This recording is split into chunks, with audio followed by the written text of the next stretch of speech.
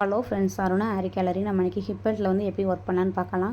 4 line zari thread, ஒரு layer sugar bead, அப்புறம் ஒரு லேயர் 3mm பீடு, அப்புறம் சுகர் பீடு, அப்புறம் கட் பீடு வந்து பார்த்திங்கன்னா நான் வந்து ஆரி நீடில் வந்து எப்படி பின்னலான்னு காமிச்சிருக்கேன். உங்களுக்கு அது வரலன்னா நீங்கள் வந்து சூயிங் நீடில் பின்னுங்க. அதனால தான் உங்களுக்கு 2 நீட்லையுமே நான் எப்படி பின்னணும்னு சொல்லி உங்களுக்கு வந்து வீடியோ எடுத்து போட்டிருக்கிறேன். அப்புறம் சென்டரில் வந்து பார்த்திங்கன்னா நான் வந்து மிரர் வச்சுக்கிட்டேன்.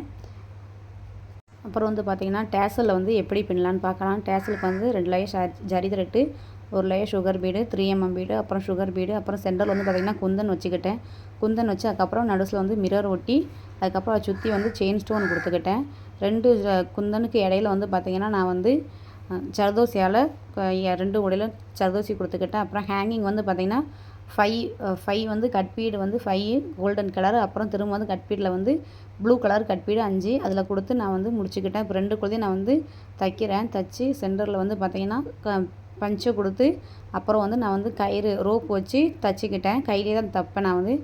அதுக்கப்புறம் இதுதான் நான் அது வந்து ஹிப்பெல்ட் வந்து பின்னி முடிச்சாச்சு. இதுதான் அதோட அவுட்புட். எப்படி இருக்குன்னு சொல்லுங்கள்.